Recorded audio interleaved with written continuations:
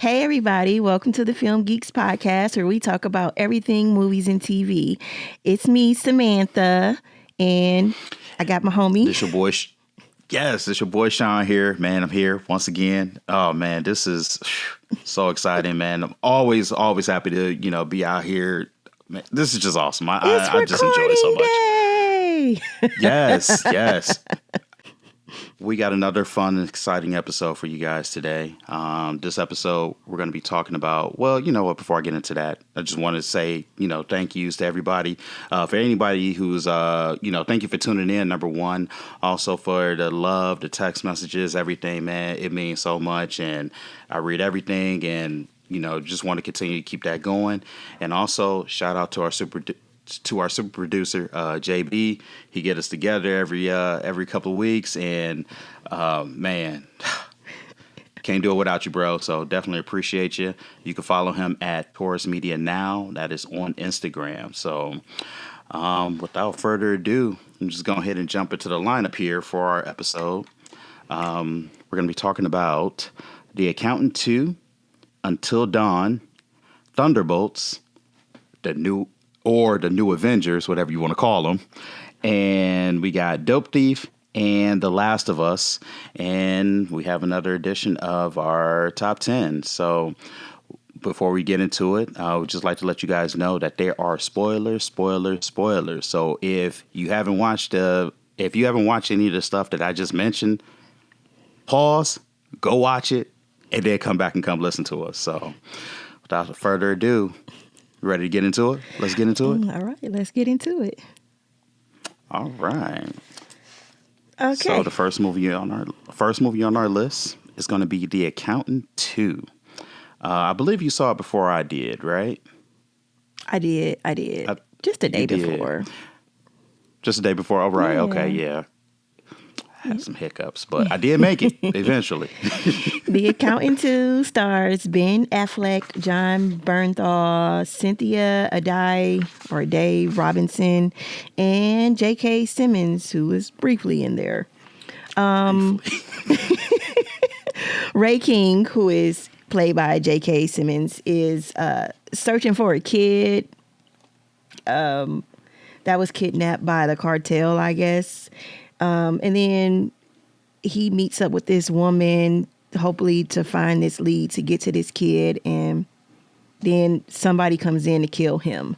He writes on his arm, find the accountant. They ended up tracing his history back to Agent Medina, who was played by Cynthia Day Robinson. And they find Christian Wolf to go and find Ray King's killer. Yeah.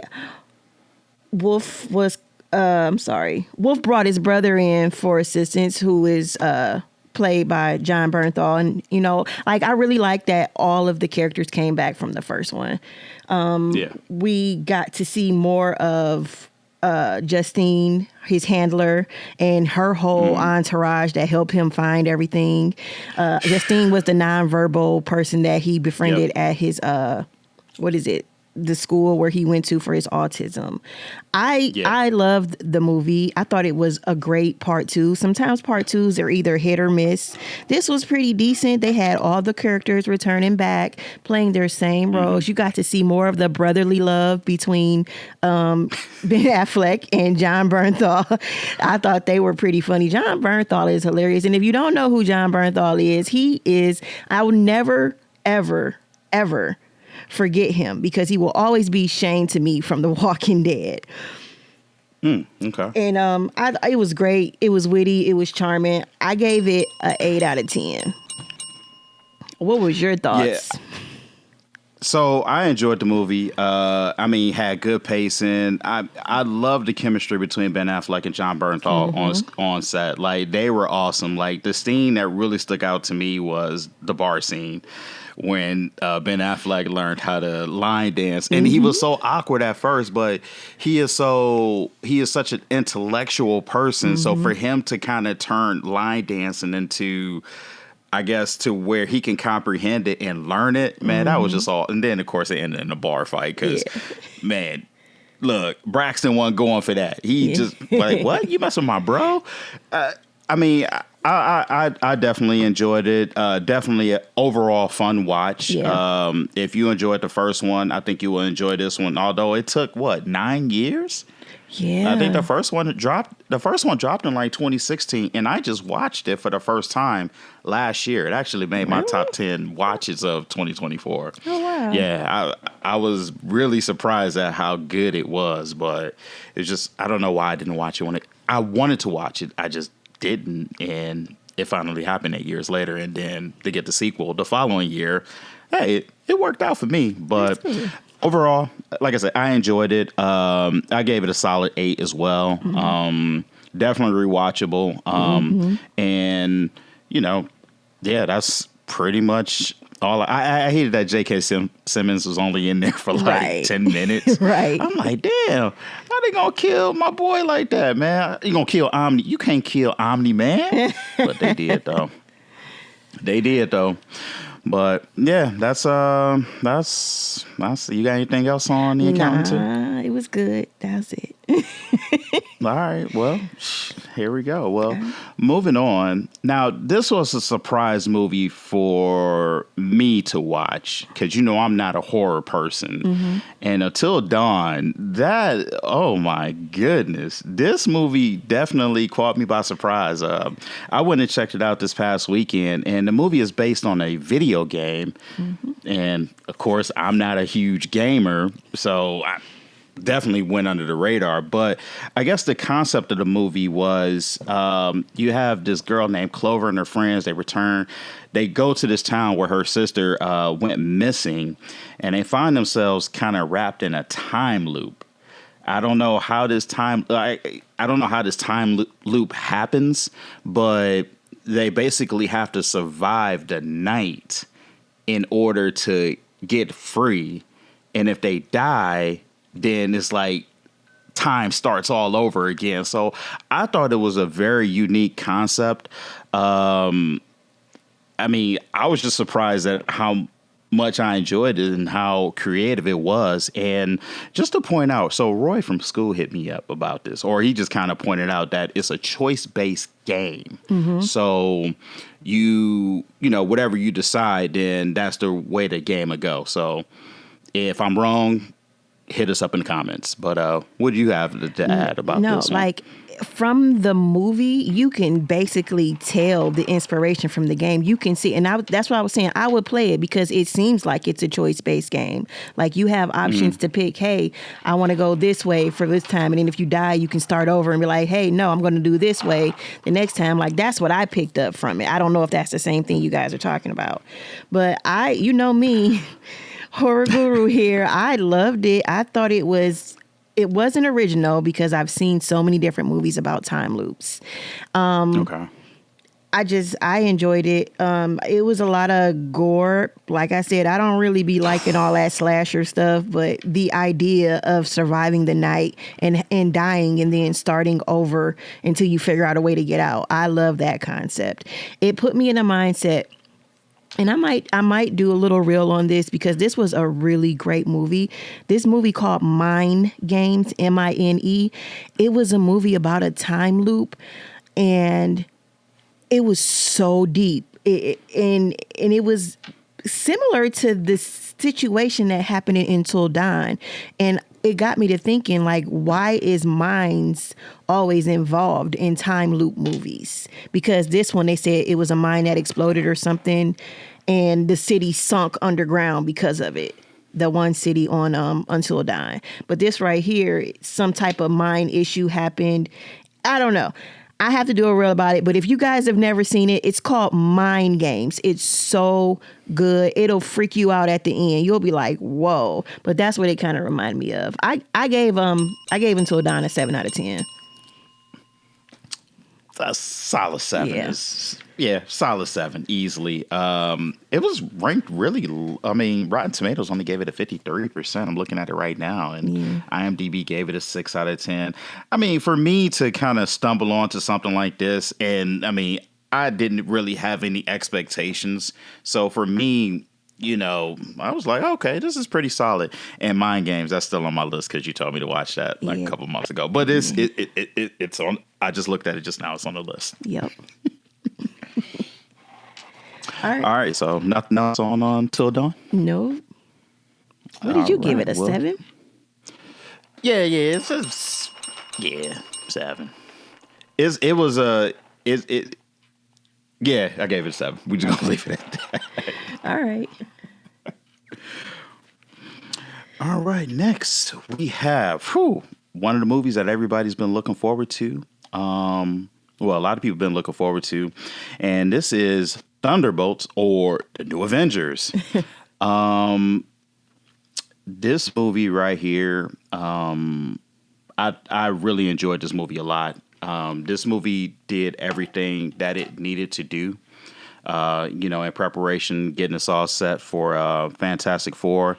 But I think I just enjoyed it from the fact that you just kind of put together a whole bunch. And I'm not calling them rejects, but you assembled like the unlikely team to basically be what they are. And how about it started off minor characters from major Avenger movies instead of rejects. There you go.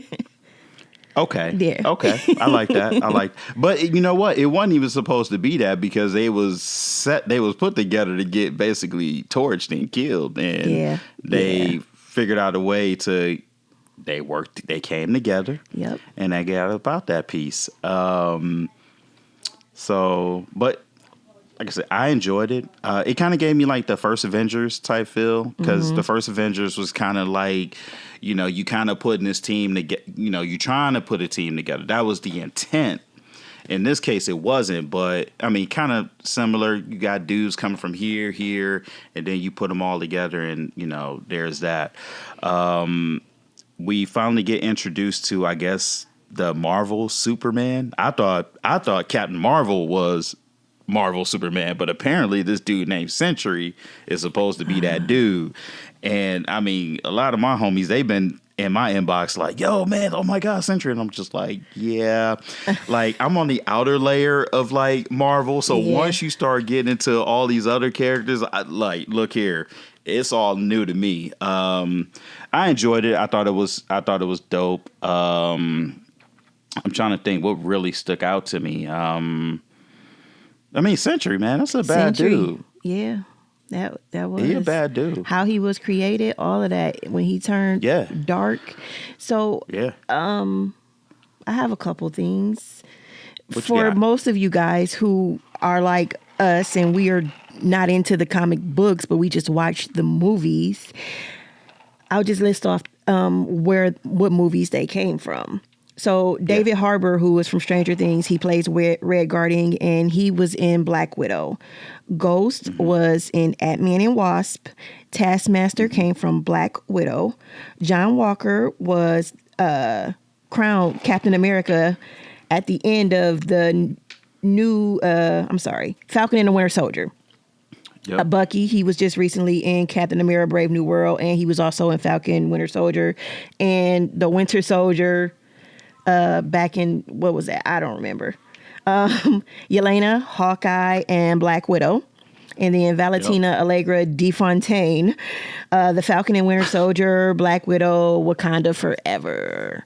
And she basically contracted to kill people. They were all contracted to kill people for Allegra. And once the process of her impeachment popped up, she wanted to destroy all the evidence. So she set everybody up to go kill everybody and meet them in his warehouse so they can burn all the evidence, including them.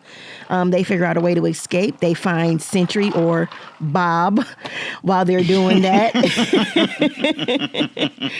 And they form a team and they actually start to like Bob because, he was thinking outside the box as far as getting them up that tunnel thing. I thought that was pretty dope. It was a little bit of symbolism in there for me, or metaphor, if you will, because sometimes when there's sadness and grief in your life, all it takes is the love and support from people that care about you to bring you out of that funk. And that's essentially what they did to save New York at the end. Yeah. When the darkness was taken over. I gave it a 9 out of 10 because I want to rewatch it again. I enjoyed it more than I thought I was.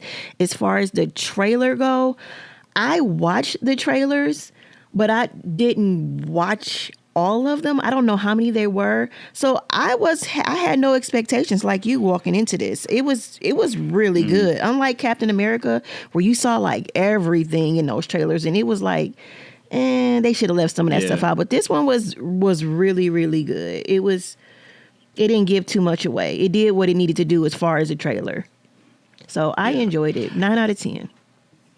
Well, for me, like, I dodged the trailers. You know me. Like, after a while, I'm like, listen, I mean, we can talk about this more later, but I've been dodging trailers like crazy. And, I mean, like you, I mean, I didn't really have no real expectations. I mean, because, again, I just don't know about these guys. I enjoyed it. Definitely rewatchable for me. I gave it like an 8. I don't think I would, I still buy physical copies of movies. I don't think I would particularly buy this, but when it comes out on Disney Plus and I just happen to, if I need a filler, like, I would, sit down and watch it. I mean, did they have to do Taskmaster like that? Like, Taskmaster didn't quit out of here. I'm glad with that we got to see, Ava Ghost again because she was gone. Like you said, we haven't seen her since Ant-Man and the Wasp. Right. So, you was just, I'm like, well, damn, what happened to her? And they've came out with, I think this was the 34th Marvel movie. I'm pretty sure I heard that somewhere, and that number sounds fresh in my head. But I think, when did Ant-Man and the Wasp come out? That came out right after... Was that right after Endgame? Everything for me is 4 or 5 years ago, not realizing everything was probably longer than that. So I don't... COVID year took us out. I don't know. I lost sense of time after that. Well, I mean, but we haven't seen her in a while. So I was glad that they, brought her back. But all the other characters are fairly recent, between the TV series that we had and, some of the more recent movies. But yeah, I thought it was solid. I love the one end credit was pretty funny with them on the Wheaties box. But the main one is them, with the Fantastic Four coming out. And this is one movie that I'm really, really excited for to come out. So I'm just interested to see how they kind of bring these worlds together because, you remember in the end credit, they're talking about, Sam Wilson putting his team together. So who's going to be on that team? Like, we don't know. Now, the comic books, in the comic books, the New Avengers is a whole different crew. It's not even none of these dudes that they're branding right now. So, it's just interesting to see where they're going to go with that. Yeah. Yeah. I'll be here for it. I'm excited to see the Fantastic Four too. Is this now? The only one I didn't watch was the one with Michael B. Jordan. You ain't missing nothing. I from what I understand, yes, I know. You ain't missing So is this like some type of rebranding of the original one they did with Jessica Alba and all of them, or is this like a completely different timeline? This is a completely different thing because I think that the first two with Jessica Alba, I think that was done under the 20th century. Okay. I'm pretty sure it was done under the 20th century. I could be wrong, but no, it is completely different from them. Like, so we need to just put that out of our mind and just start fresh with this one. Like, I'm starting fresh with them because that's kind of what the trailer kind of gives me. Yeah. So because they rebooted the last one with Michael B. Jordan and them, and like I said, you ain't missing nothing. Right. I seen a movie one time, and I promise you, I could not even tell you what happened in this movie. Like, I went to the movies, I watched it, and I forgot about it. Right. Wasn't Captain America wasn't the fire dude in the first one, was he? What? Yeah, he was. Chris Evans. Okay. Yeah. That's why in Deadpool Wolverine, Like, everybody got excited because everybody That's was like, right. oh my God, Cap. And then he flame on. Yes. So I was in Los Angeles watching that, and the theater that I was in, man, when I say he did flame on and he went up, the theater erupted. Like, oh my goodness. Yeah. Okay. Yeah. It's been a Chris year Evans for Pedro was once Pascal. Johnny Storm. Yes. He had on the whole. I remember now. Okay. Mm-hmm. I can't believe I forgot about X-Men and Wolverine. That was a good movie. Yes, it was. Yes, it was. It's been a year for Pedro Pascal though. I can't wait to see him in Fantastic Four. Man. Did you watch the Freaky Tales with him yet? Did I watch that? I started it. No, but I stopped you know it. what? It's on my list. Oh, you stop. Oh, see, there you go. I'm like, what is this? It's kind of like, from my understanding, I watched maybe like 20 minutes of it, but it's going to be like 4 different stories, like kind of like Tales from the Hood. And I think it all ties together at the end. So it's going to be on the short list. Yeah. The short, long list. Got it. Yeah. All right. I got to be bored to watch. Okay. Exactly. All right. That's what I was doing. All right. Sounds good. Or not. Moving right along. Well, all right. So that's it for the movies this week. Yeah, I know it was short, but man, really quick. Okay. All right. Well, we got a couple of TV series to talk about. First one, I actually did a reel on. And this series definitely caught me by surprise. Like, I had no idea this series was going to be as good as it was. And we're talking about Dope Thief. That's on Apple TV. All 8 episodes are available. And can we just get kudos to Brian Tyree Henry? Yes, we That can. man, he is... Give him his flowers. Give him all of them. Man, this dude...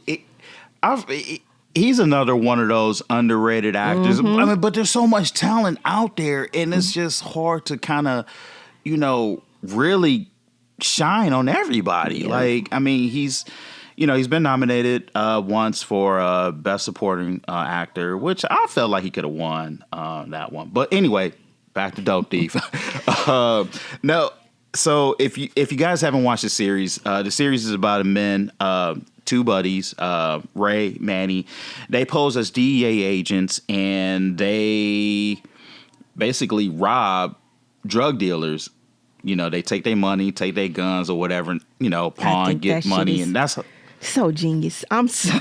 Yes. That was genius. No, it is, but when you hit the real DEA, that's when shit goes sideways. And that's what happened. And they really hit, not only did they hit the DEA, but they hit some really, really bad people that, all right, now they on the run now. They got to look over their shoulders. They got to look out for their families. And, it was just, one thing after another. And then I think one of their homeboys that was with them on that hit killed a DEA agent. So now, not only are you pretending to be law enforcement, which is a felony, but you also killed a real law enforcement person who happened to be dirty, but still, shit was good. Man, it was just it was just wild.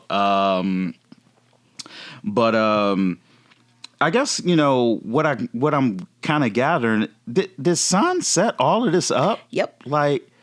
San set all of this up. Everything. So San is is he like the boss, or he's the one that orchestrates everything? And I guess you would call him his handler. Yeah. So he set everything up. He found the people for them to go and pose as DE agents too, to steal the money. And he knew that this was the cartel he was hitting. So San set him up. That's terrible. And then he admitted to it at the end. Yeah. Bold. Yeah. This was so original to me. It was so clever. It was so funny. Brian Tyree definitely deserves all his flowers. And the way he looked at the Met Gala, 10 out of 10. He was fire. Really? You ain't seen it? What I seen everything. Hold on. Well, No, don't worry about it. Now? I'm gonna do it. I'm gonna post it later with everything else. We good. Bet. Too easy. That's okay. All right. Well, you know what? I'm waiting on you then. I'm waiting on you to see that. Yeah, he looked really handsome. Really, really handsome. So, you got anything else you need to add? No, I mean, like I said, I enjoyed this series. I mean, to your point, very original, clever. Like, I don't think I've ever seen anything like this. And I just felt like he was so fluid. Like, it was like he was himself. It's not like he was acting. You know what I'm saying? Like, I get that. It was believable. It was just the role. Yeah. That. Yeah. Believable. I like series definitely caught me. Like, I loved it. I mean, Ving Rhames was in it, played his pops. Son killed his dad too. Yeah. Did he? Man. Or was it his people did? I thought the other people killed him when they took him to the hospital in that shootout. Yeah, but he recognized who it was. Oh, that's the thing. Like, he knew who it was, and that's what made me think that it was Son that killed him. But oh, I have a little fun fact for you. So Teresa, who played Ving Rhames' girl, or Brian Tyree's person that raised her or whatever, that's Kate Mulgrew. And for my Orange is the New Black fans out there, she was Big Red in Orange is the New Black. So there's that. All right.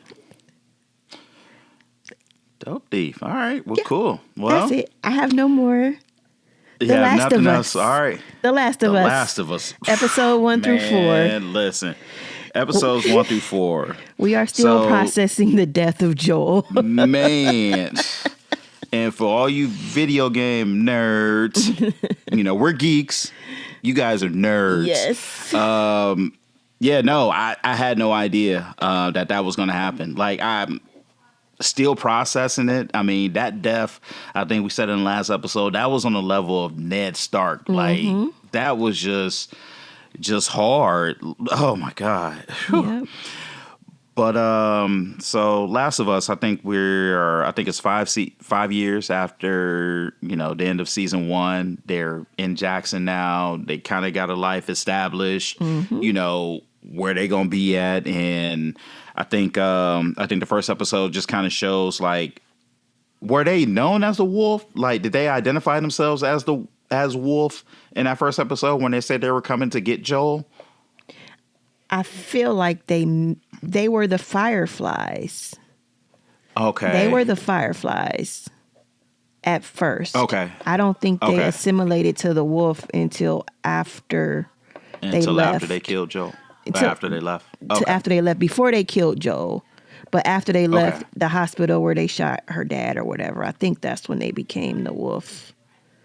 Y'all will correct us. Whatever. Yeah, somebody will. Somebody always does. And look, and I'm here for it. But man, so there's a lot of friction. It starts off with Ellie and Joel. Joel basically lying. I mean, I think he lied to I guess spare her. I guess. I mean, at the end of the day, he did save her life. And she is a wanted person because she's immune, to being infected, which, we got to see that again in last episode, with Dina. But, it's kind of hard to put into words how you can make a great TV show from a video game that definitely a lot of people our age, probably, not my age. A lot of people my age not play, hasn't played. You know what I'm saying? So I just think it's just awesome. I love the chemistry between, or I guess where things are going with Ellie and Dina. I think that's pretty cool. How how that dynamic is starting to grow, because Dina was really tight with Joel too. So for both of them to basically lose somebody that was close, I feel like that brought them together more. And that's why she was down with going to Seattle to, kind of get revenge. But I think they biting off more than they could chew right now, because I don't think they know what they about to get themselves into. Nah. So I did a real quick recap per episode. And I put episode 1 shows a bit more of the town and how they're living. Episode 2, Joel dies, and their community is attacked by, I'm calling them bacteria flowerheads. I forgot what their name is. Episode. They just call them the infected. Okay, well, I like flowerheads better. Infected flowerheads. Let's go with flowerheads. It looked like nasty flowers. Episode 3, the community is trying to recover from the attack, and Ellie asks the council if they can go after the people that killed Joel and kind of started the attack, and the council denied her request. And I'm pretty sure most of the people watching that knew that Ellie was still going to go anyway, regardless of what the council said, which she did at the end. And so like you said, her and Dina went to go find those members, and they think that those members are the only ones. And then episode 4, we get the backstory of what's happening in Seattle and how savage Isaac is, who's played by Jeffrey Wright. I love Jeffrey Wright. It appears like, to me, I'll come back to that one, but Dina and Ellie are almost killed by members of Scar or Wolf. I can't remember which one it was, but those two gangs are at war with each other. As you can see, the bodies that were hanging with the guts hanging out and stuff. The flower heads are chasing them, and they manage to escape. And then Dina finds out she's pregnant, and they're gonna all raise the baby with the dude. What's the dude name? Man, I can't. I just think it's funny how they all plan like, oh, we're all going to be one happy family. And he don't even know yet. And he don't even know, you know what I'm saying? Because she out here, or whatnot. She took a lot of pregnancy tests. My goodness. She did. I mean, I guess she had to know. Yeah. And then they still agreed to proceed and find Abby despite the situation now. And like, it's a lot of people out there and she don't know about. So I'm going to be 100. I did like the first season, and I like the second season so far. But to me, it's going in the direction of The Walking Dead with Isaac being Negan. And I'm not sure if I will continue after season 2. They have to do something different, like extremely different. And it's losing me. I'm getting uninterested because it's like the same plot, the same storyline, just different type of infected people. Okay. I never watched Walking Dead, so I can't speak to it. No, I did not. Like, when Negan killed the dude with the bat, like, I'm telling, when I had Facebook, like, that was my whole entire timeline. Oh my God. That episode. No, I've never. Look here, I'm just not watching Breaking Bad. I missed season 4, by the way. I'm like 5 episodes in as of this recording. It's like it's definitely going in that direction. Then, like, you don't have to watch The Walking Dead to like this is The Walking Dead for real. And if it keeps going like it is, it's going to be a villain every season. And to me, Isaac, the way Isaac is moving, he is Negan. He is the governor. He is like worse for real. But yeah, I probably they picked the perfect person to play him. But not only that, I just found out yesterday that he plays the video game as well. Like, he plays him in the video game. Yep. So I'm like, damn, that's pretty dope to, get the guy that's in the video game to come out and reprise the role as himself. If you look at the picture of the video game, it's a real solid, almost similar. Yeah, that was dope. Jeffrey Wright is another one of those actors as well. Underrated. Underrated, but again, it's just so much talent to go around, and he's come a long way since Shaft. Like, my goodness, I found him absolutely brilliant in American Fiction. I loved him in American Fiction, even in the Batman. No, he was really good. I just feel like there's nothing that you can't put him in. He's like one of those actors, like, that can fit in any series, any role.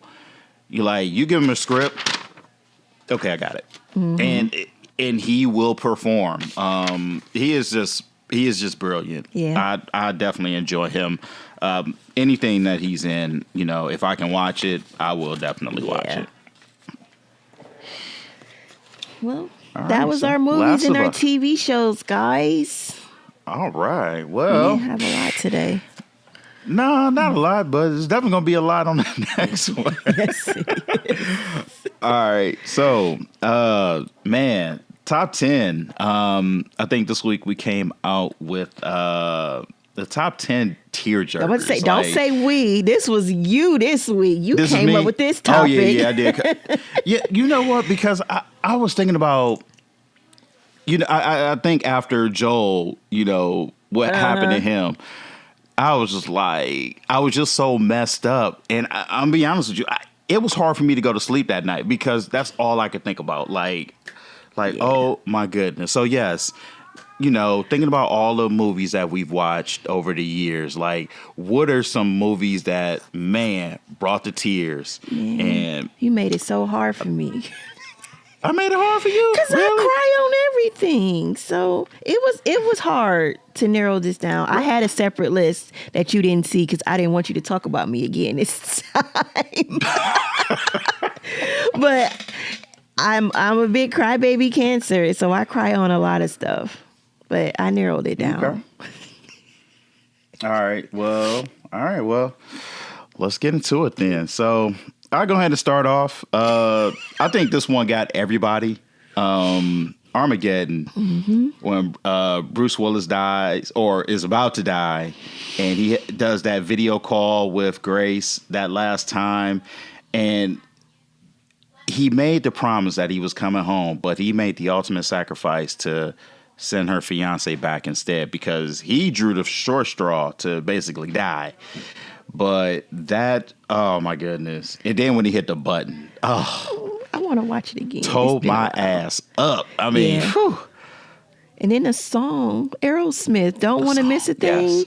Perfect. It was perfect. Yes. I'm going to watch it again. I got to watch it again. I haven't seen it in years. It's one of my favorites. I watch it at least once a year. Aw. Do you cry every time at the end? Do you get sad every time at the end? It depends on the time of day. Okay. I'll just leave it. No judgment. No judgment whatsoever. I'll leave it at that. So my pick, one of them is The Notebook with Rachel McAdams and Ryan Gosling. It's the ultimate freaking love story. I cry throughout the whole movie because it's just a beautifully written love story. I wish I would have read the book, but I never read the book. But the movie is so good. Yeah. Yeah, I have no notes, nothing to say about it. I just loved it. And anybody who's seen it, they know. They loved it too. I have never met nobody that didn't like The Notebook. Have you seen The Notebook? Yeah, that movie tore my ass up too. Okay, yep. good. Mm-hmm. Yep, it got me. We just gonna leave it at that. All right. So moving down the list, Pearl Harbor. The part when Danny dies, and it just sucks because it was so much going on with that because Rafe originally died, but he didn't. And then Danny gets with his girl and then comes to find out she's pregnant and she didn't tell Danny. So Danny didn't know that he was going to be a father when he died, but for Rafe to basically get back with his girl. I mean, that was just a weird love triangle, but that tore me up. It was Pearl Harbor is. I think it's an underrated movie. Yeah. I thought it was really good. Who is that with? That's with Josh Hartnett. Josh Hartnett, Ben Affleck. Who else was in it? Alec Baldwin. It had a cast. Okay. Cuba Gooding was in there too. Okay. I've probably seen it when it came out, so that's another one I will have to revisit. Next on the list is another classic rom-com, Pretty Woman. This is a classic. I cried and cried and cried when she came down that when he came up the fire escape to be her Prince Charming. Even after he hated heights, he went up that fire escape with them flowers to give to her. I cried throughout the whole movie too. It was such a beautifully written story, and Richard Gere was hot. That was it. All right. Whew. This one coming up. Oh, For Colored Girls, and this movie tore me up a couple scenes. The one, me being the father of a girl, the sexual assault scene, that one hurt. Like, I just could not believe. I mean, he was like the perfect gentleman, and then for him to do that was rough. But the other one, Michael Ealy, when he dropped them kids out that window, I think he still hated for that one. Like, I don't think his career has recovered from that one, if I'm being perfectly honest. But those two scenes right there, it's hard to watch. And the first time I seen it, them tears was coming. So I've don't never judge seen me. it. I've only seen clips of him dropping the girls out the window. Is this a Tyler Perry movie? Yeah, I think it was Tyler Perry and Oprah. They both produced. I think they jointly produced the movie. I felt like Tyler Perry, maybe, I don't know if he was a director or not. I mean, the production is different. Like, did Tyler Perry write this crap and direct it? Because that would explain why I didn't watch it. Oh, yeah. As far as production, I mean, they don't really have too much of a say, so they just give the money, I think. Yeah, it was directed by Tyler Perry. Yeah, that's why I didn't watch it. That's why you didn't watch it? No, that's exactly why I didn't watch it. I remember people dropping those clips of Michael Ealy dropping the baby out the window, and I'm like, oh, hell no. Yeah, I never seen it. I'm sure he was a fan favorite. Like, women liked him, but after that scene, they ain't no coming back from that because his character, that scene, it was believable to the point where bro, I can see you doing some shit like that for real. But. Like Blair Underwood. Blair Underwood and his black ball self. Yeah. Oh, all right. Next, we got Set It Off with, Jada Pinkett, Queen Latifah, Kimberly Elise, and Vivica Fox. I love this movie. And, I think all of us cried, too, at the end where everybody kind of got killed and Jada Pinkett got away. I think I cried more when Kimberly Elise got killed because she was such a sweet person and she didn't really want to do it. So that was the hardest one to watch. Hers, for me, was definitely by far the hardest one. Yeah. 100%. Yep. All right. Boys Don't Cry. I watched this for the first time a couple of years back. True story about Brandon Tina. She wanted to become transgender but didn't have the means to go through with the full surgery or whatever the case may be. But it ultimately ended up with her identity being discovered. She's then sexually assaulted, and then they kill her just for the fact that she wanted to be transgender. It was such a roller coaster, but it did earn Hilary Swank an Oscar. She won for this film. This one was hard. That was a good movie.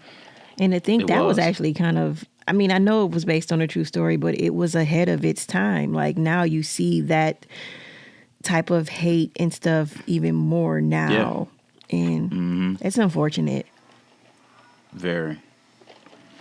Up next, we have Remember the Titans with Denzel and Wood Harris?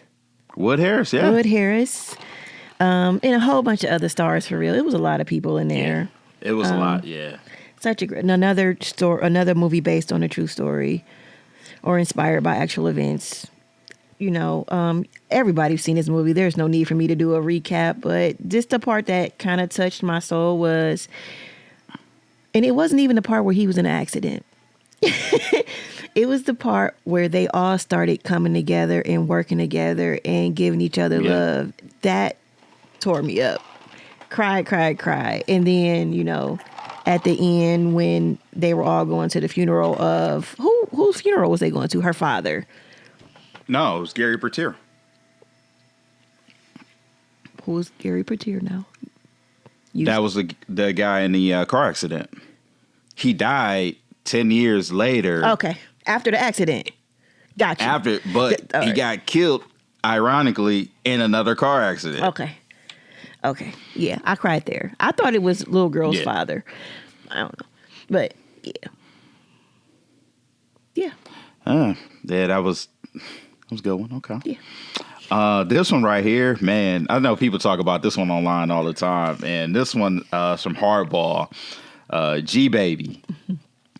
Man, in the way that they talked about him at the funeral, man, I think that was the part that just, because, you know, when you first watch this movie, you really don't know what's happening, but then, you know, it comes out like, and oh my God, and it shows him running around the bases like that last time, and that the somber music and him running in slow motion, man, that was, man.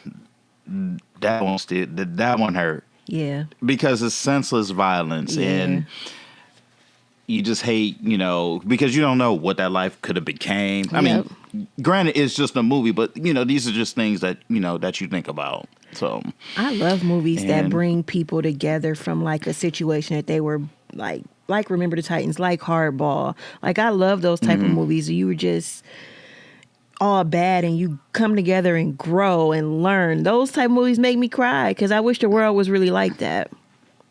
Yeah. You're not about to cry now, are you? Maybe. Lion King.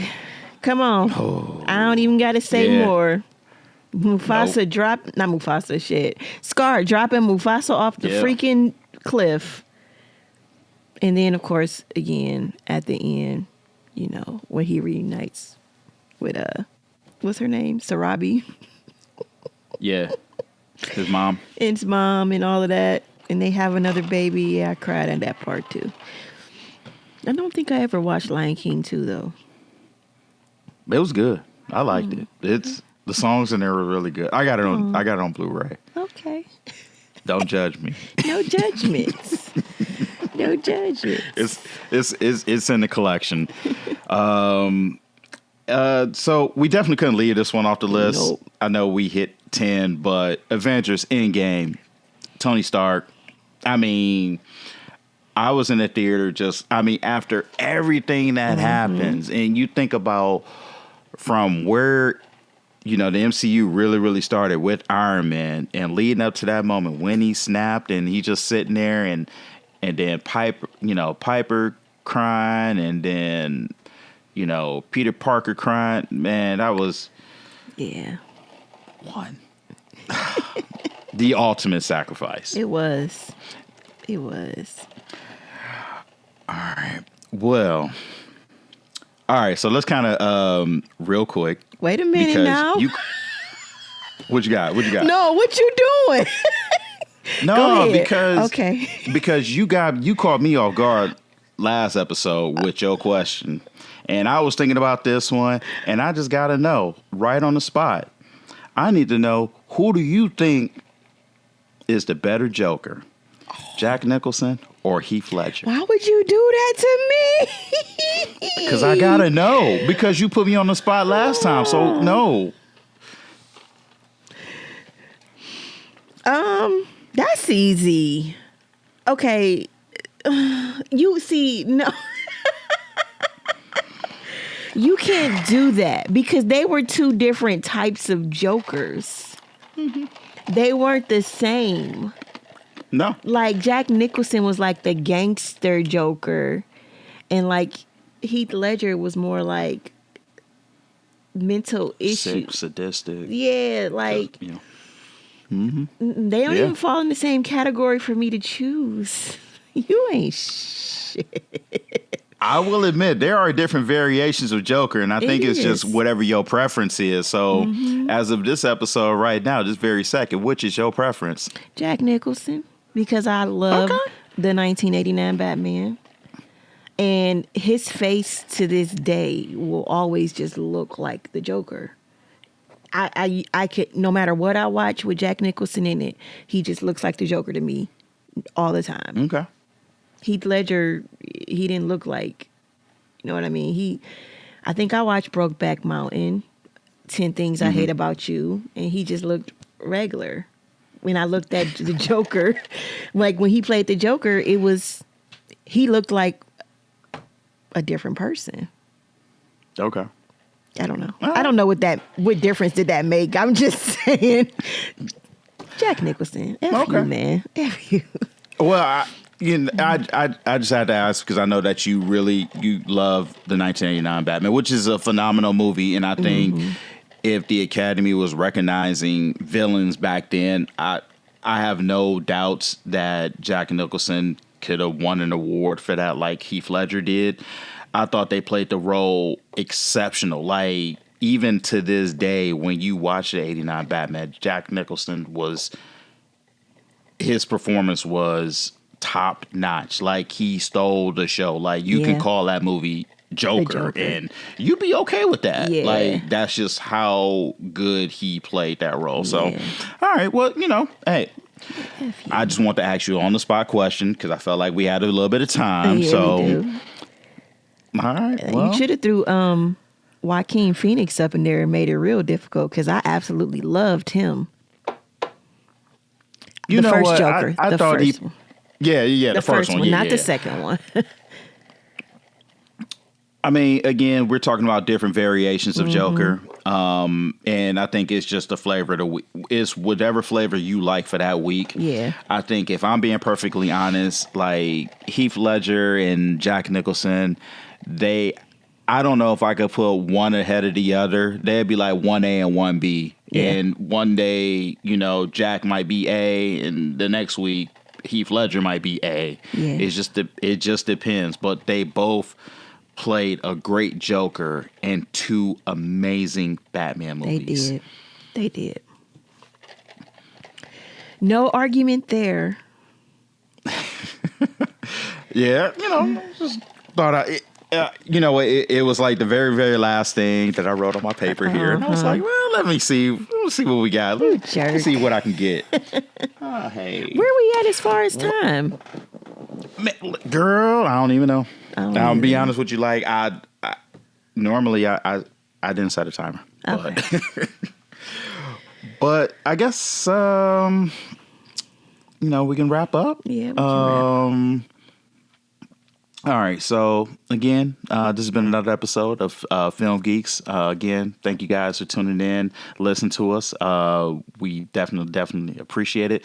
We're going to have more reels coming out to you guys. Next episode that we're going to have coming out, and the plan right now is to do this live together in person. So, well, not live. I don't want to be misleading. Well, not live. I'm sorry, not live, but in person. I'm sorry, but in person. So I'm really excited about that. But we're definitely, so the movies that we're going to be talking about on that episode, we're going to be talking about Final Destination, that I have purposely dodged every single trailer. I've been watching NBA playoff basketball. Anytime the commercial comes on, I mute the TV and turn my head the other way. Same. No. Same. So I haven't, so yeah, I don't know what's going on. So we're going to be talking about Final Destination. Hurry up tomorrow. Me and my daughter, we're actually going to see that. We actually confirmed that yesterday. I was like, you want to go see this? Because I know she's a Jenna Ortega fan. So me and my daughter will be going to go see that. The plan is to make sure that I see Mission Impossible. I'm not... Mission Impossible. You know what? We're talking about it. There you go. Mission Impossible. We're talking about it. And he's going to talk about that it. Is sorry. Yeah, I'm talking about it. There you go. There you go. But Prom Queen, are you looking forward to that one? I am. Fear Street, Goosebumps fan since 4th grade. This is actually like supposed to be a new story. It's not even like from the original books. I would like to see him redo some of the original stories. I loved Fear Street books. I loved it. I like that series, that run that they had. Like, it's been about 4 years. 4 years since that? Way I see it, it was just last year. But I don't know. So I wasn't a Fear Street. I never read any of the Fear Street books. Like, I mean, I read the Goosebumps, but I heard the Fear Street was just as good. It's a whole backstory. Oh, we can talk hours about that. That was my stuff. I loved it. I wish they would. They kind of touched on some of the original stories with the trilogy they had on Netflix, but it wasn't like what I remembered. Okay. Interesting. All right. Yeah. Well, either way, I'm looking forward to it. Yeah, me too. The Adventures of Shady Side High. So I guess that's it for today. I have nothing more to say. We're going to be doing that's right. We're going to be doing a giveaway pretty soon. So be on the lookout for that. Trivia giveaway. Yeah. We haven't came up with all the details yet, but definitely be on the lookout for that. And yeah. Awesome. All right, y'all. Well, thank you again for joining us on another episode of Film Geeks. We out of here, man. We out of here. Peace.